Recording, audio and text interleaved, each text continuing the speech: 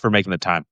Really? I'm traveling right now, so I hope you don't mind. I usually have a better setup, but we gotta do what we gotta do, man. We Hey, gotta listen, fight fascism. I'm an organizer. I'm very adaptive. We cook what we have in the kitchen, man. You gotta stretch the dollar to make it 20. It is what it is. That's right. That's right. Uh, all right. There's a little bit of a delay, but we'll get it. Okay. Hey everyone, and welcome to another episode of Chai Talk with Wajatali for the Left Hook Substack, where I invite a subject matter expert who's far smarter than me to break down one big question in 30 minutes or less. And today I have the national director of the Working Families Party, Maurice Mo Mitchell, and he has a small task, and I have labeled this as the recipe for defeating MAGA and the oligarchy. No pressure, Maurice, but those who haven't been following, the Working Families Party is associated with a little name you might have heard, Zohran Mamdani, who right now, in the latest polls, is plus 40. And Cuomo is negative 25, and the other guy is negative 25. Also, Mayor Baraka of New Jersey, who was arrested for, trying to protect his citizens and his community from ICE. You also have Brad Lander, New York City comptroller, who cross-endorsed Zohran Mamdani, also associated with the Working Families Party, and a major victory yesterday in Arizona. I'll let Maurice talk about it. And what is the recipe, the message, if you will, Mm. that Maurice has stumbled upon with the WFP that seems to be resonating with the masses? Maurice, with that, I yield the floor to you, and Sure. let's use Zohran as a bellwether for the changing tides, if you will. Let's Yeah. dissect Zohran. Absolutely. And it's really good to be with you and good to be with your audience. And where do we begin? So more than a year ago, the New York Working Families Party developed a strategy, and it was based on a number of things. But we learned some lessons from 2021. That's the election where Mayor Adams was elected, right? And when he got elected, he suggested that he had a mandate, but he kind of squeaked by. And what we noticed was with ranked choice voting. So for for those of you that don't know, New York City has ranked choice voting, which allows voters to rank their number one, two, three, four, five best candidates. And with ranked choice voting, we noticed that when two of the candidates, Garcia and Yang, when they endorsed one another, their voters listened, and their voters kind of voted as a block, Mm. right? And then we imagined, well, what would have happened if we engaged in such a strategy in order to have all of the voters that basically agreed, but maybe had a different preference for their number one or their number two? What if they voted strategically, right? And so what the Working Families Party had done was lay the groundwork for a coalition of labor organizations and grassroots organizations and community-based organizations to throw down together on this strategy of a progressive slate. Zohran Mamdani, Brad Lander, Adrian Adams, Zelma Myrie, representing sort of a solidarity politics. And we were able to get the message clear that a vote for Cuomo or a vote for Adams was a vote in the wrong direction, and that everyday New Yorkers were this election was an opportunity for everyday New Yorkers to be able to signal what direction they wanted the city of New York, but this country to go. And Zoran ran an amazing race where he focused like a laser on the issues that New Yorkers, everyday working people, not just in New York, everywhere are talking about. So affordability. Affordability is number one, two, and three, right? Any working class person, all the way up to middle class people, the cost of housing is burying people. The cost of healthcare, the cost of childcare, and in cities, the ability for working people to be able to get from point A to point B in a public transit system that works, that's safe, and a city that is run in not just an effective way, which is really important with Mayor Adams because he's run the city in a very chaotic way, but also is run in a dignified way. And I think we made a really compelling argument that Cuomo represents indignity and scandal. Adams represents indignity and scandal, and we need a break from that. And Zoran is an exemplar of all those ideas, and those things aligned. And you mentioned Brad Lander, so that strategy has its basis in electoral math, but something that Brad has said more than once is that, yeah, it was about electoral math, bringing together these campaigns, but it ultimately became about solidarity. Having a high-ranking Jewish elected official uh, cross-endorse a Muslim elected official um, was really, I think, symbolic of the type of solidarity politics working class people need to exemplify right now. Because look, the billionaires, they have class solidarity. Even though they don't get along for certain reasons and they have rivalries, they know how to get together, right? And they know what's in their class interest. And we wanted to exemplify in New York that, hey, New Yorkers, we're very different. We come from all different walks of life. We pray differently. We love differently. We all have different backgrounds. But at the end of the day, we all share a common interest in making sure that the city works well for working New Yorkers. And we think that recipe is something that can be translated in a lot of places. So a lot of people don't know, appropriately, the focus was on New York City, but we won every mayoral election we endorsed in New York, the city of Buffalo, in the city of Albany, in the city of New York, and in the city of Rochester, right? And so, um, what that means is that all the major cities, every single one of those major cities, um, has a WFP endorsed candidate that was facing the headwinds of corporate money. They spent $25 million against Zohran, right?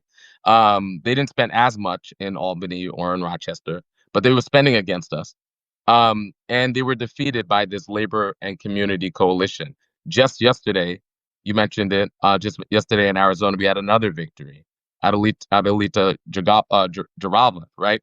And that to me is the same coalition, labor and community, and the same message, focusing like a laser on the everyday concerns of working people, right?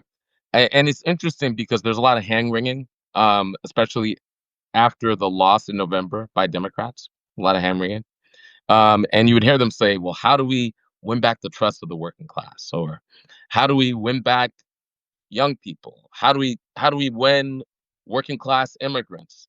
How do Liberal we Joe Rogan. That's the answer. we need right? And they're looking under the sofa for the Rogan of the left, right?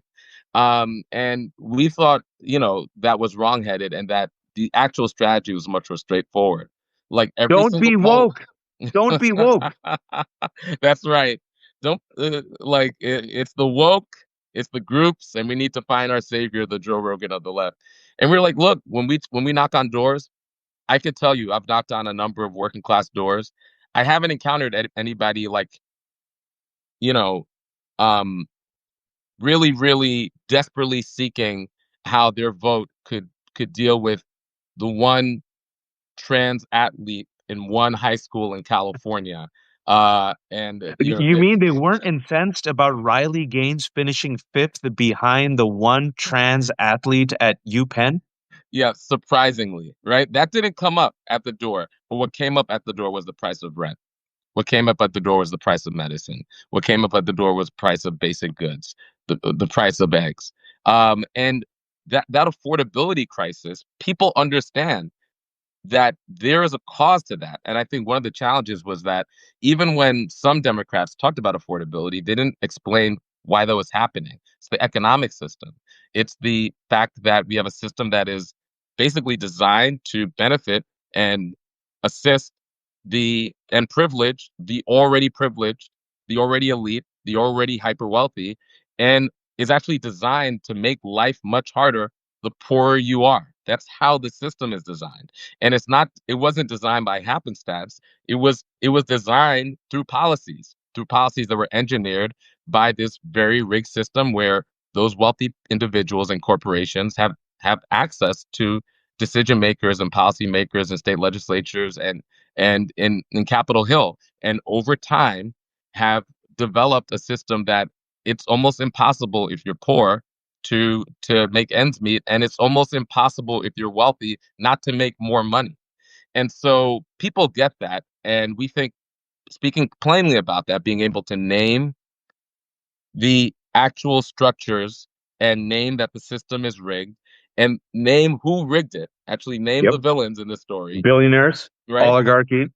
And also name who you're willing to fight for. The working people of New York in this example, but working people, in Arizona in the example of Adelita, and working people across the country. That to me, that recipe, speaking plainly about the conditions we're actually in, and fighting, um, for working people, against if it's, a good example was, in Philadelphia, there was recently a strike action, um, of sanitation workers. And the people of Philadelphia largely rallied around them and were willing to sacrifice a little bit. It meant that, trash pickup wasn't happening.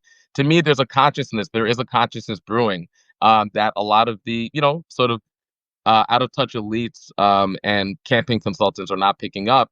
And after looking at a victory like the huge seismic victory that took place in New York, you would think if you were a Democratic Party that maybe you're not ideological, but you are obsessed with winning. Maybe, nefariously, you'd be figuring out, well, how do I co-opt this? Yeah.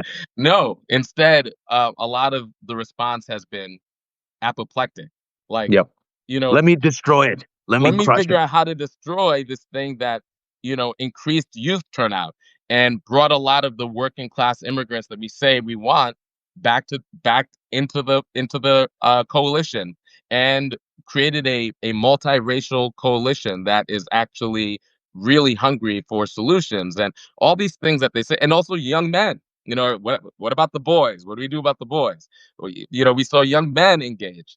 You think if you were like a hack and you were curious about figuring out how to win, you might have some more curiosity instead of unbridled fear. But that's where we are, and we think this is a moment that demonstrates that these politics work. That some of the ideas that we should like pivot to the center or engage in moderation, whatever that means. And I'm Mock still, the woke, throw transgender in the bus, yeah. side with Republicans in legislation against immigrants. And Zoran did none of that. None of our candidates did any of that. They were bold. They were willing to um, run in a way that I think um, really inspired people in a moment where the federal government is a authoritarian force. And I think a lot of people, not just people who are like Democrats and activists and people who identify as progressives, a lot of people are really concerned about the direction of the country, really concerned about where the Trump administration is taking things, and are looking for leaders, looking for fighters, looking for people who are willing to take the fight to the authoritarians and Uh, not moderate in this moment. Maurice, when I look at it, at the recipe for Zoran's success, as you mentioned, it's quite simply, he talked about affordability. He named the villain, the oligarchy and the billionaires. He talked plainly and bluntly. He stood firm on principles. He did not throw the marginalized communities under the bus, whether it's pro-Palestinian activists or immigrants or Black folks or workers. He did traditional grassroots outreach, built a multiracial, multi-religious coalition. He built that coalition by getting, trust and endorsements from Brad Lander, the Working Families Party, and so forth. And furthermore, he was blunt. He didn't, mix words, and he stayed consistent. That's And correct. he did it. And he also got lucked out because the opponents are Cuomo and Silva, straight up predator. And you have seen that some voters who voted for Donald Trump also voted for AOC in 2024. Some people who voted for Donald Trump went with Zohran Mamdani. Some people who voted for Donald Trump also went with Bernie Sanders. And Right. what's the commonality? All of them name the villain. The system, the establishment, the elite, the 1%, the oligarchy are hoarding up all the wealth, and these institutions are not helping the majority. It's Correct. us versus the 1%. It's the 99% versus the billionaires, and we will Absolutely. fight for the workers. It's simple as that. And It's you would very think simple. It's very after 10 simple. years, after 10 years of seeing the headwinds, the trends with the Mamdani now, AOC now, right? You would think that the Democratic Party would say, okay, even if I don't believe it, like you mentioned, just for the sake of politics. And even now, Hakeem Jeffries, as of yesterday, refused. I'm sure you saw that MSNBC interview, still hasn't endorsed Mamdani. Schumer still hasn't endorsed Mamdani. Gillibrand still hasn't endorsed Mamdani. And Democrats threw everything. They threw a Bill Clinton, a Clyburn, a New York Clyburn, Times, Clinton. a Lawrence Summers. They Yeah, throw the entire kitchen sink. And the poll came out yesterday that Mamdani's at plus 40, Silva and Cuomo are at negative 25. Once you see all of that, just yesterday, when yeah. Jeffries was given a chance, like, isn't that a gut punch to you? Or how, No, I mean, what do you look, take from this? it's not a gut punch to me because you have to understand, like, I wake up every day and build a working families party. And the working families party started because of this. We started 26 years ago when Bill Clinton and his acolytes basically developed the strategy of triangulation, of cribbing all of these ideas from the Republicans and really leaning into this neoliberal consensus and, championing NAFTA and the free trade policies that have hurt a lot of working people over decades, championing the crime bill, championing the welfare reform. There, Yep. when that happened 26 years ago, at the time, there were people in labor organizations, in community organizations, and others that said, this is a betrayal of working people that will cost the Democrats in a fundamental way. And those people started the Working Families Party as a rebuke of those politics and as an answer to them. And it's interesting. I'm not surprised that some of these folks um, are having a hard time because what I've learned is that not everybody actually wants winning isn't the prime directive for everyone. Some people need to win on their own terms, right? And and sometimes those aren't the terms of working. Oftentimes they aren't the terms of working people because it actually is not it's not rocket science, right? Look, politics is hard. Running effective elections are hard, but it's a lot easier when you're able to run a campaign behind a candidate that actually believes the words that they're saying, number one. Hmm. And, when it's basically the message is basically, yeah, when I wake up every day, I don't need to, you know, test the winds to know that if there's a strike action against the boss, I'm with the striking union workers and not the You're with the boss, workers. right? I'm with the workers. It's that simple. If You're there's not attending Jeff Bezos's $50 million wedding in Venice. Yes, yes. If if there is a dispute with tenants versus big corporate landlords, I'm gonna be with the tenants. If there's a dispute between corporations and the people, it's my job to back the people. It's really that simple.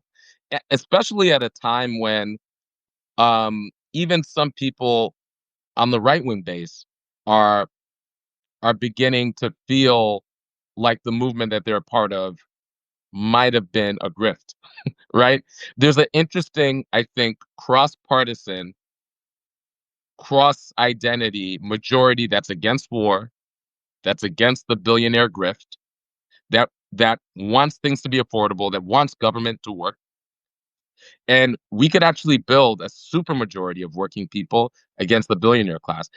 Like there's these folks who are obsessed with moderation that live inside of the Democratic Party. And the thing is, we look at polls very closely. We talk to people in communities. Nobody's asking for moderation. People actually That's want right. the government to do more. They're frustrated because the government isn't doing enough. They want the government to do more. And so when you have transformative candidates like Zoran saying, yes, I'm going to campaign to make sure that the government works for you. And I'm going to speak in the clearest terms. Free buses, right? Just so everybody understands, like that's what I'm rent freeze, right? Yep. I'm gonna freeze the rent, right? Uh, you know, childcare, right? Most working people, most middle class people, only like the super super rich, are these things not a problem. Most people understand how hard it is in today's America to afford childcare, to be able to make ends meet, to be able to afford the life that you want, a decent life.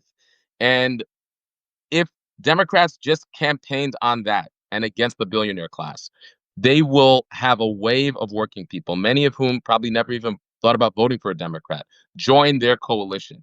And look, there's always people trading op-eds in the New York Times and the Washington Post about the direction of the pro-democracy movement. I try to refrain from the hot takes.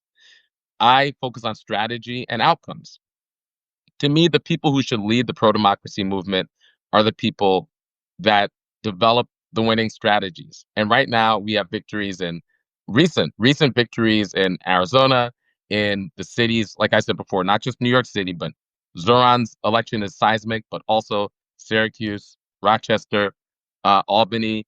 And, we're winning elections in like rural Oregon. We flipped in rural Oregon, we flipped a school board that was like a basically a ultra right wing school board. We flipped it with grassroots folks. And in November's election, when VP Harris lost and the Republicans uh, uh, had control of Congress in Connecticut, not too far from New York, we recruited Working Families Party recruited labor backed organizers to run in purple districts, and we flipped those red state legislatures. We could do this, right? But we have to stand on business and stand on principle. And we actually have a really excitement recruitment drive. And if anybody's listening in your audience and thinking like, hey, maybe I might actually want to run, we want to invite people to run. More working people need to run. Now, we don't think everybody needs to run for mayor or Congress, but there are school boards. Yeah. There are city City council. council. There are library boards and fire district boards, and in your locality, there are so many elected offices that you could run for. And we need everyday people to run for those seats, everyday people to learn how to govern, everyday people to cut their teeth governing. And then that's how we develop the Zohran Mamdanis of the future.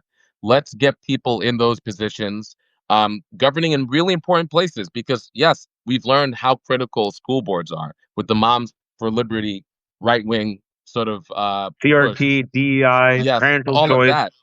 And then we also learn how important, we focus on presidential politics, but so much of the governing that takes place and so much of the issues that people care about, from public safety and policing and affordable housing, that happens on the city level, right?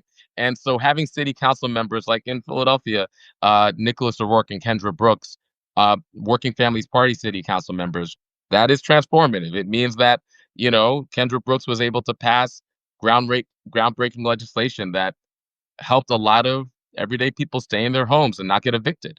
And also the legislation that passed in Philadelphia to prevent the algorithmic increases of rents, the AI sort of algorithmic increases of rents, that was brought to you by Working Families Party elected officials. We could do this, but we have to wrest ourselves away from the the failed experiment with trying to merge the interests of Wall Street with the interests of unions.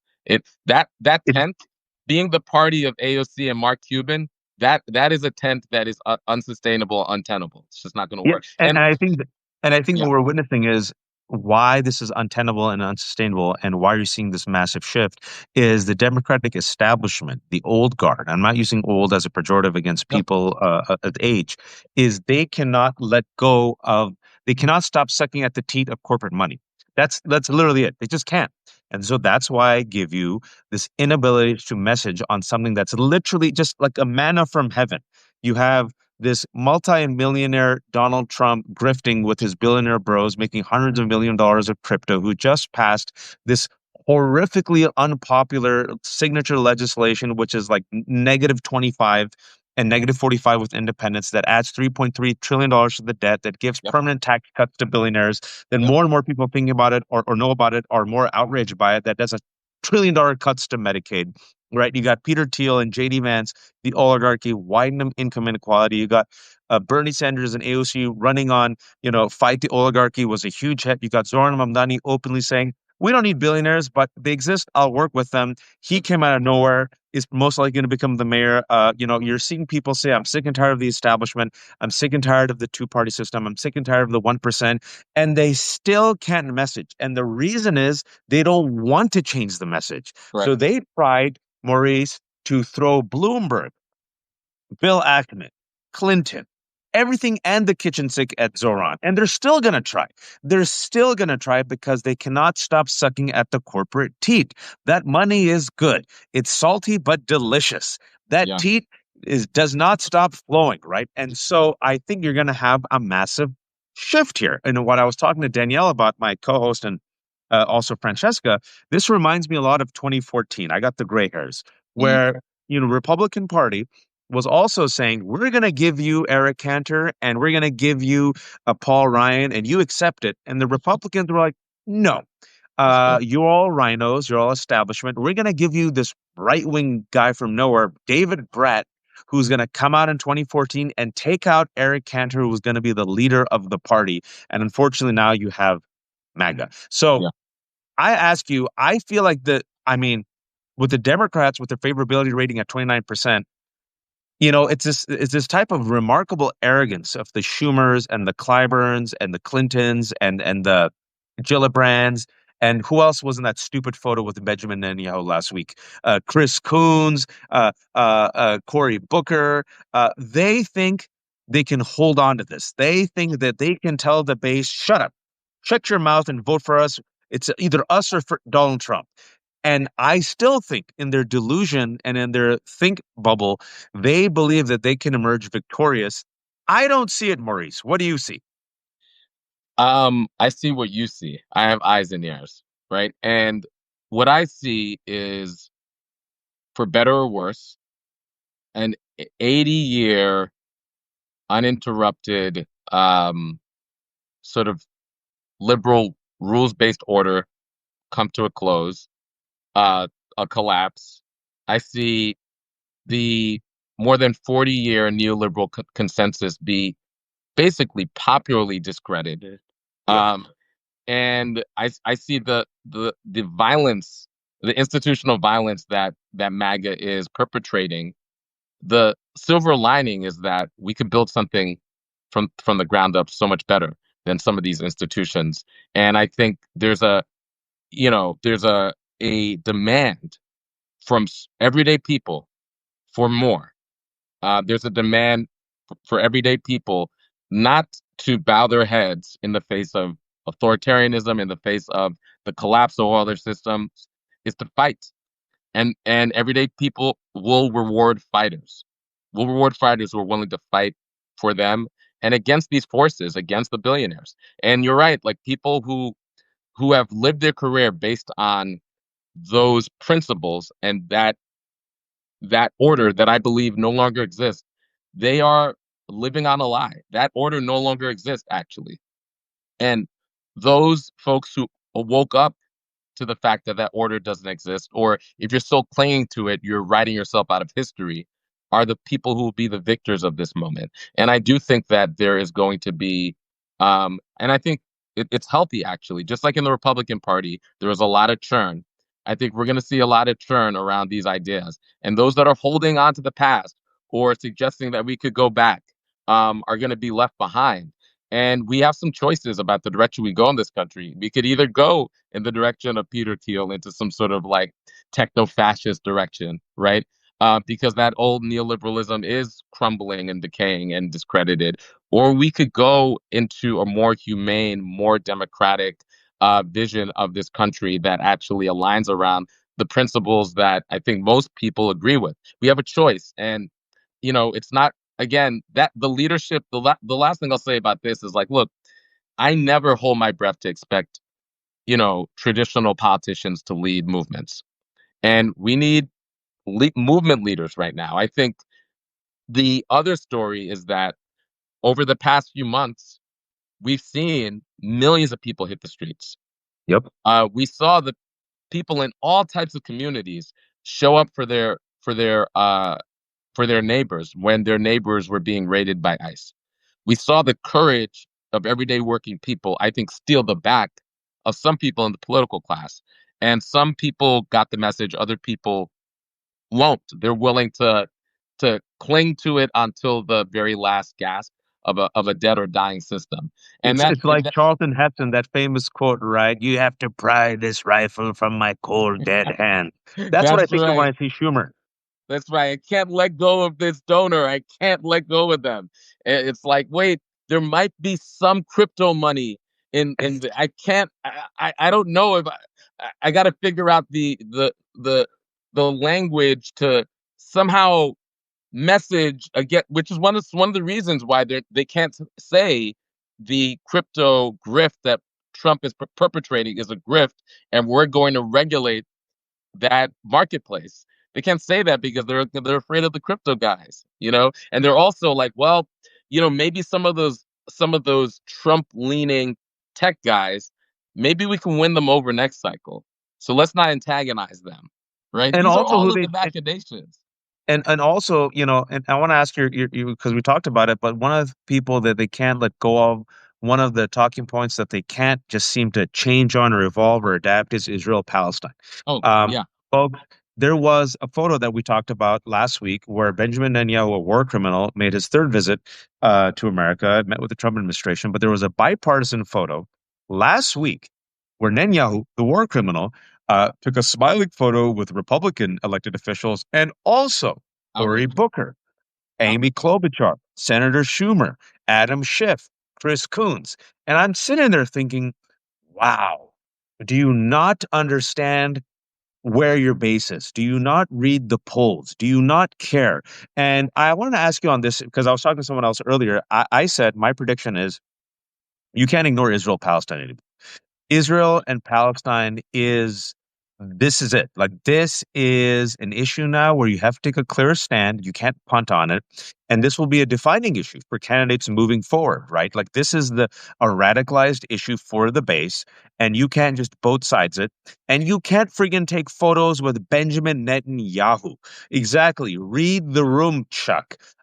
It's all about solidarity, intersectional politics, right? That's how Mamdani won. A Lander, Jewish American, also Black American candidates. They cross endorse each other. You got, people from different communities. Similarly, struggle is intersectional and also global, right? You can't sit there and stand for Ukrainians and say F you Palestinians Right. and F you Sudanese and F you Rohingya and F you Uyghurs and F you workers, right? It's all or none. And so you know this better than I do because you're on the ground. I think it's a game changer now. I think now, moving forward, especially for Democrats, you can't do both sides on this. But you I tell me. agree. And actually, another really powerful outcome of the victory in New York is, again, they spent $25 million against Zohran Mamdani. One of the lines of attack, whereas basically not about New York, was about the politics of Israel and Palestine, right? Attempting to boogeyman Zohran. And it completely failed. People saw through it. People, most voters totally rejected that.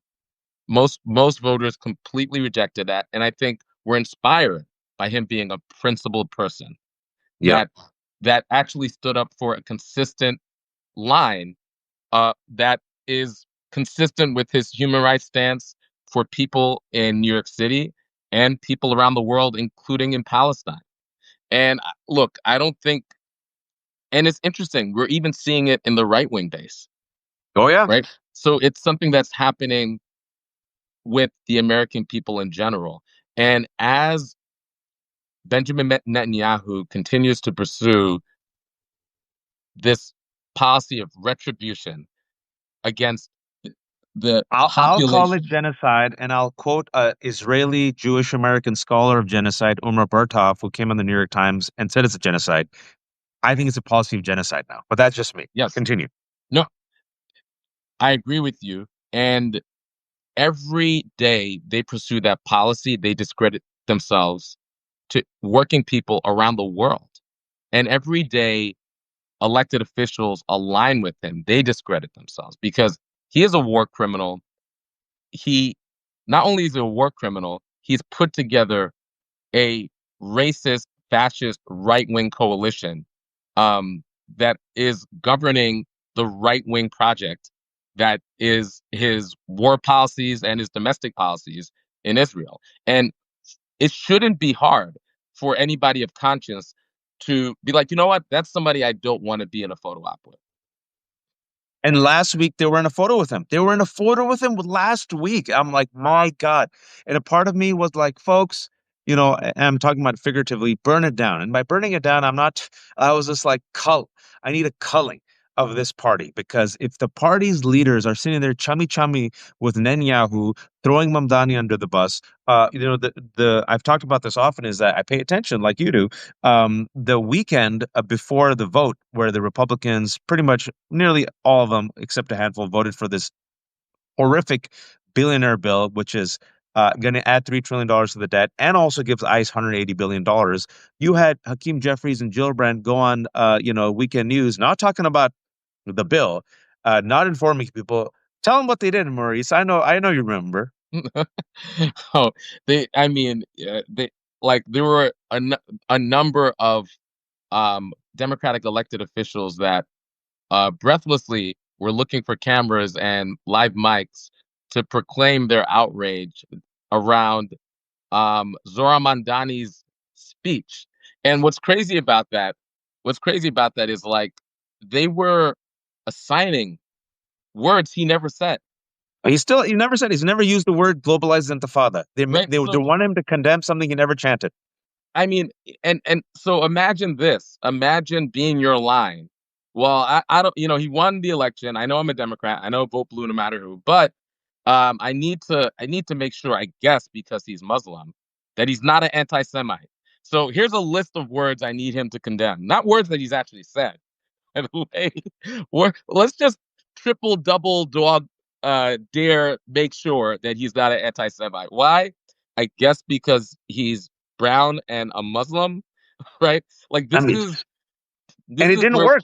and it didn't And, work. and It actually backfired, and they had to eventually correct the record and apologize. At least Gillibrand did, because I mean, she really, unfortunately, just just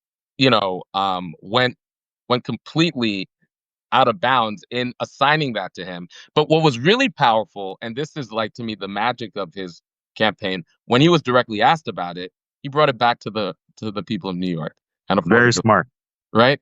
So he is running a campaign that is so disciplined. They'll throw everything at him during during a mayoral debate. They'll ask this bizarre question about the first country you want to go to as the mayor of New York, and his answer was, "I'm gonna stay in New York." And then they were like, But "Wait, can wait, you hold on. tell him what the Let's other three people said? The other three people they're like, we're before. going to the Holy Land. We're going to Israel. Like, what? Wait, are we having a policy discussion about the city of New York? Like, how is this even valid? Um, he brings it right back to the people of New York, right back to affordability. That's the And message. another powerful thing that Zoran said was on his in his victory speech. He said, "Look, I'm going to be the mayor for people who voted for me and for the people who didn't vote for me." And what he's doing right now, he's campaigning for all of those voters who didn't vote in the primary, because he's trying to make sure that the city is affordable for everybody. And I think there's a lesson that we could learn here, is that, look, the the right wing is going to try to distract us. The quote unquote, I don't like the term centrist or moderate. I don't like the term moderates because they are extremist. And like there's a suggestion that these moderates don't have an ideology. They have an extreme ideology, an Yeah. extreme dated neoliberal ideology that's been completely discredited. They're going to throw all of these distractions at us. And if anything, the discipline to stay focused, insist that we stay focused on the interests of working people, I think is a key lesson from the Mamdani race and how we have to move forward. We need to be more disciplined than the right wing and more disciplined than these sort of radical moderates. We need to be more focused on organizing. There's another lesson there. There were more than 40,000 campaign volunteers in the Mamdani race, right? That was, to me, like an example of organizing gets the goods. A lot of people talk about the communications and all of the online activity and all of the social media stuff, which was wonderful and told a great story, but it was also sort of connected to a real serious grounding game that was knocking on hundreds of thousands of doors and having those hundreds of thousands of conversations in places that Democrats usually are knocking on those doors, right? And so there's a lesson to be learned, I think, that we could apply everywhere. People are tired of the status quo. People just want things to work, want their government to work for them, want dignified leaders that will speak truth to power. I don't think it's outlandish for people to want that. And we need parties to manifest that. And that's what we're building at WFP. It's a bottom up approach. We don't believe in I know Elon is trying to start his own third party, from the top down. God bless him. Not gonna work. I Forgive me for being skeptical, right? But when we win these races, again, up and down the ballot, because we endorse close to 1,000 candidates every cycle, and from school board all the way up. When we win these races and then govern for the people, we build this virtuous cycle, and that's how will be able to, I think, in this era, lead this the super majority of people that want a dignified life and believe the crazy idea that in a democracy people should govern, not corporations and billionaires. Let me ask you two final questions. I've kept you longer than I said I would. I see there's about 800 people who joined us. I'm going to have this entire conversation up later. This is Maurice Mitchell. He's the national director of the Working Families Party, which trains, recruits candidates who are, for the people against the billionaires, and then also supports candidates who are on message, people like Zohran Mamdani, and helps them get broad intersectional support. It's not it kind of it works outside a two-party system, but then finds those candidates who are actually running on that message and supports them and tries to lift them over the edge. I know you want to talk about this, so I want to get you your thoughts on what we're witnessing today. People who aren't disciplined, people who aren't on message, people like Donald Trump, because we have finally seen a major crack in MAGA, and we have seen Donald Trump's kryptonite. It wasn't rape, it wasn't fraud, it wasn't violent insurrection. It wasn't being incompetent. It wasn't, failing during a national pandemic. It was going all in on a conspiracy theory and then betraying his base and not feeding them the red meat. And today, for those who haven't followed Donald Trump, with just an amazing example of the Streisand effect, right? Yeah. How to make a story even worse, throws his own base under the bus when it comes to Epstein. And I've been saying this for a couple of weeks, those who've been following me, that stay on Epstein, stay on Epstein. I'm a masochist. I follow the right wing. I know they're radicalized on this. Democrats seem to finally be getting it. Yeah. But I know you want to talk about this. This is a weakness. Yeah. How to attack Maurice. Yeah. And to me, again, we need to be really disciplined. And to me, this fits within the same argument against corruption and against the oligarchs. Because the reason Epstein is because he was a billionaire. It's because he was an Yep. oligarch, right?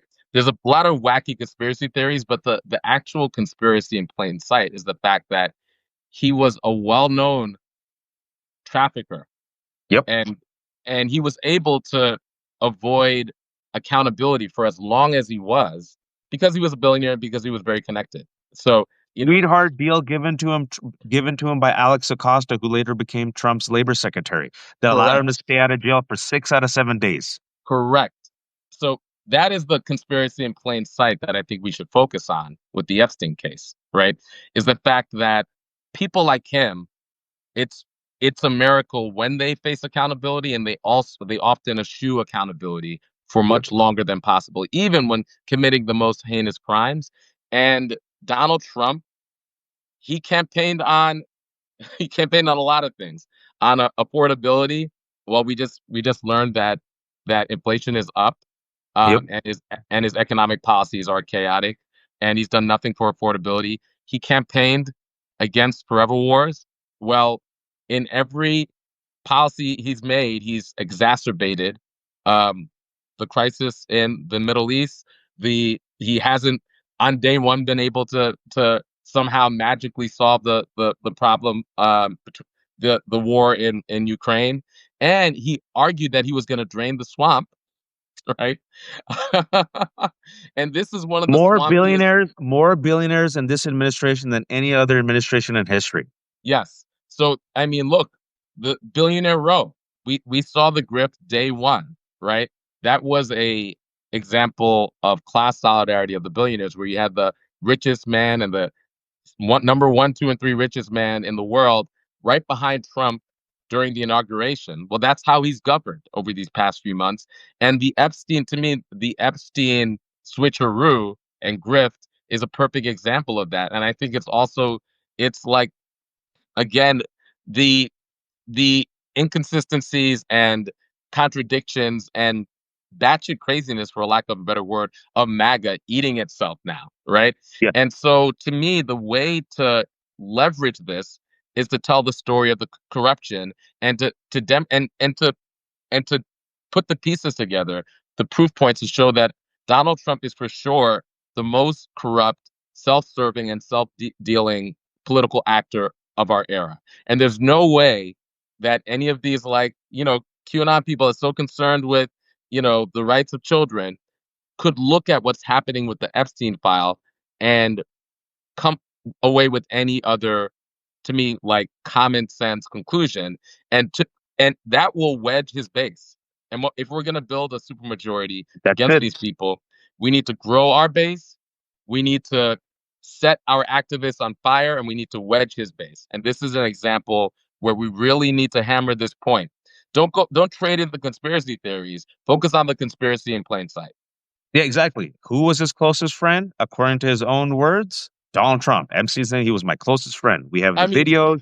look, and what's important about that, they have pre-social media video, right? So, now we're in a era of social media, and we're in an era of video phones. This video is everything. The fact that pre-video phone, pre-social media, there are multiple videos of them. I mean, they were having a ball. Like, these And I agree. guys. Be surgical and be relentless on this issue because it won't be the haymaker, folks. Everyone's expecting a haymaker. It doesn't work that way. That's But right. fascism does die through 1,000 cuts, right? You have Yes. to throw sand in the gears, and it's up to us. That's why I always tell people it's 10 toes down. Everyone has a role to play at a local level, at a city level, at a national level. Everyone's expecting, Iron Man and the Avengers to come. No No. one's going to come and save us. No. Have you seen the Democrats? Have you seen them? No, look, I know people might not like hearing this. Thank you to MAGA for bringing up Epstein. It's MAGA that turned on Donald Trump or is turning on Donald Trump with Epstein. Democrats let it go. Let's be civil, right? Or it might Mm. implicate Bill Clinton. So I'm sorry to say this. Thank you, MAGA, for being batshit crazy and radicalized by the right wing. And now you want blood because you were promised the Epstein files, and Donald Trump is not going to deliver them ever. Never, ever. Why? Because as Maurice said, if there is such a list, he's on that list, folks. So this is why you need the Democrats. And I see Ro Khanna, I see Ossoff, I see a few others being really surgical about this. Widen, widen, widen the wedges, right? And again, the whole narrative of Epstein was a billionaire, hanging out with other billionaires. Who hangs out with billionaires? Donald Trump. Who's making hundreds of millions of dollars with crypto? Donald Trump. Peter Thiel, billionaire, groomed JD Vance, his VP. Who's sitting there giving the sweetheart deal to billionaires with permanent tax cuts? Donald Trump. It writes itself. The Yes. message writes itself if you just had Democrats willing to step up and fight, but they're not. And that's also a reflection of their weakness and corruption. But I agree with you. There is going to be a culling. I think the culling's coming. And the final question I want to ask you is Sure. because, again, this is Maurice, National Director of the Working Families Party. Just to tell people who are watching how they can support and how you all work and how they can also run, I'm going to quote your website, workingfamilies.org. Right. But the Working Families Party is building our own party on top of the two-party system in the United States, and it's working. We organize outside the two parties, and then we recruit and train people-powered candidates up and down the ballot and run them to win. Break that down for the people who are watching who want to support you and who are probably thinking, why don't I run? Let me break it down. At the Working Families Party, and look, my both my parents are working class immigrants, right? So I know a thing or two about cooking with what you have in the kitchen. And that's what we do in order to build the movement that we've built. We work from the ground up. We recruit people like teachers, right? And we recently endorsed a teacher who's running in a purple district, a congressional district in Colorado. We look for organizers. We look for people who have fight in them, working people, because we believe that um, it's a problem that in Congress, when most Congress people are millionaires that have law degrees, we think that that will lead to bad policy outcomes. And so we do recruitment of people, and maybe some, like people like the people who are listening. We think you can run, and you should, and you have enough expertise. If you've ever had to balance a checkbook or deal with student loans or deal with medical debt, you should Have you probably heard about groceries, Mo? Have you heard about groceries? It's a quaint word, groceries. Have you heard about groceries. it? I heard this word groceries, eggs. They're talking about eggs, right? So if you actually had to go to a grocery store, um, we think that you should govern, right? And this is how we do it. I say we cook with what we have in the kitchen. What does that mean? Well, in states like Connecticut and New York and Oregon, we leverage fusion voting, which means we have a ballot line and people could vote on the Working Families Party line in the general election. And we bring those votes together and we use those votes in order to push the political establishment closer to the people. We also recruit people to run in primaries. And we love primaries because, the Republican Party is not a place that is very kind to any policy ideas. It's pretty batshit. But the Democratic Party, that's the place where the policy debates are happening. You got some Democrats that are on the corporate end of the Democratic Party. You got Democrats that are on the people's end of the Democratic Party. And we believe that that's where the policy debates are happening in this country. And we want to be in that debate. So we recruit people into Democratic primaries often in order to be the people's advocates in those fights. And sometimes defeat people who are like entrenched incumbents that have been around for way too long and need to leave. Um, and we also find opportunities like in Philadelphia. Philadelphia is a two-party city, Democrat and Working Families Party, because they have a unique law that allows the minority party to have two seats in the city council. For Mm. generations, it was the Republican Party, and we fought the Republicans so that we could be the minority party in the Philadelphia City Council. We've done it in other places like in Connecticut. And we're recruiting, we have 14 state chapters and counting, and we're recruiting activists everywhere. So there's states where we don't have a state chapter with staff, and those activists are still involved in building the party. And we plan to be in every state eventually. But again, we have a very slow and steady and focused process to build this movement. We've seen a lot of flash in the pan movements come and go. We've seen people run top down presidential races in order to build political parties. We don't think that that's how a sustainable third party movement can exist in this country. And, I mentioned fusion voting. That's something that we want to happen in more states so that people have more choice and there's more parties, because we believe ultimately the United States should be a multi-party, multiracial country, but we're gonna have to fight for those structural reforms. But And in the meantime, the organizing is happening now, and we invite everybody to get involved. And if anybody wants to and is curious about running, they could text "run" to 30403. That's how they could get involved in our pipeline. And there's been 2,000 people that express interest all across the country, mainly working people, a very diverse set of people. And if they want to find out more about us, they can go to workingfamilies.org. For all of the platforms that all of the techno fascists currently control, we're at Working Families. And if folks want to connect with me directly, my DMs are open. They can find me at Maurice WFP. can you say that text one more time?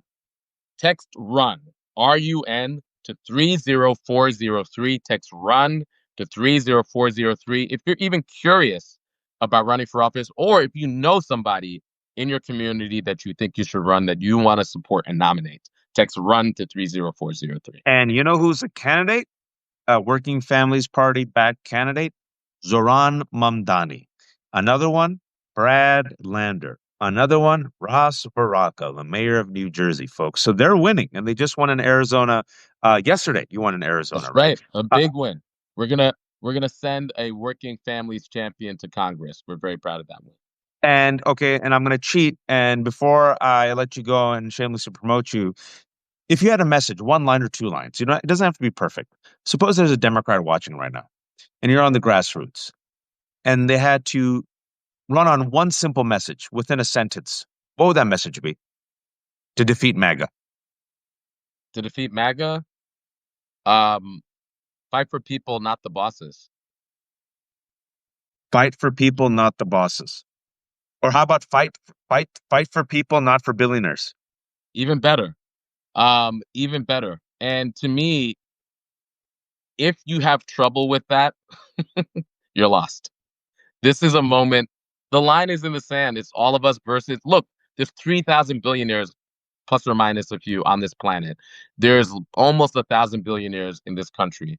Are we going to let the perverse views, opinions, and proclivities of 3,000 individuals around the world and 1,000 individuals in this country send us off a cliff as humanity, or are we going to fight back?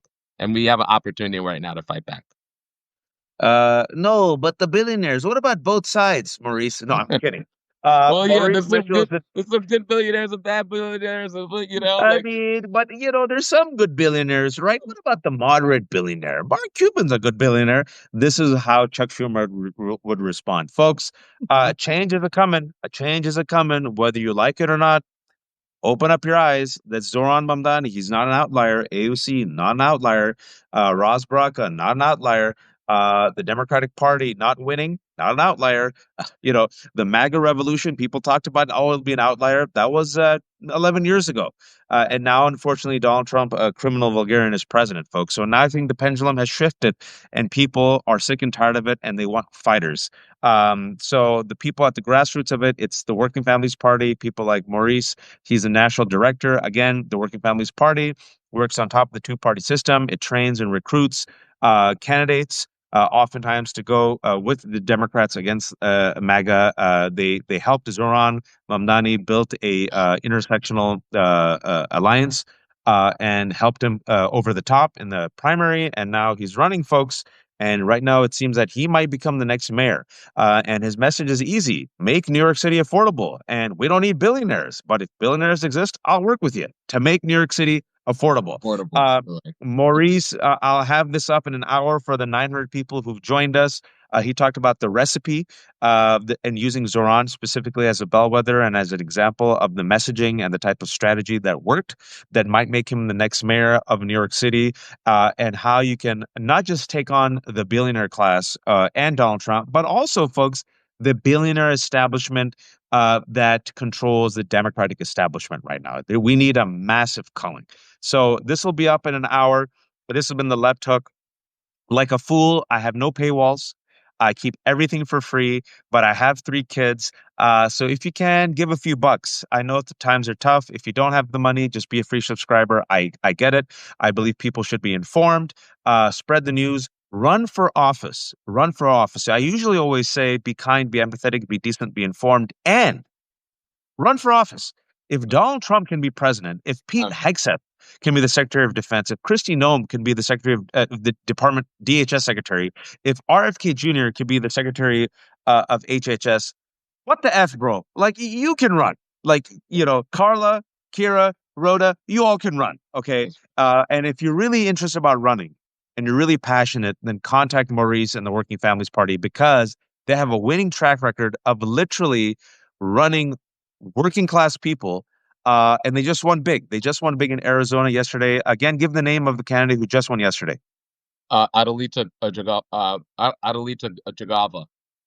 Yeah, in Arizona. So there you go. And people thought Zohran Mamdani 3 months ago. Impossible. 33 years old, guys. New York City assemblyman. He said, we don't need billionaires, but if you exist, I'll work with you to make New York City affordable. Maurice, it was fantastic. Come back anytime. Thank you for your work. Everyone else, take care. And those who've tuned in late, I'll have this up in about an hour or two at the left hook. Be kind, be decent, and don't be a fascist. Take care, buddy. Take care.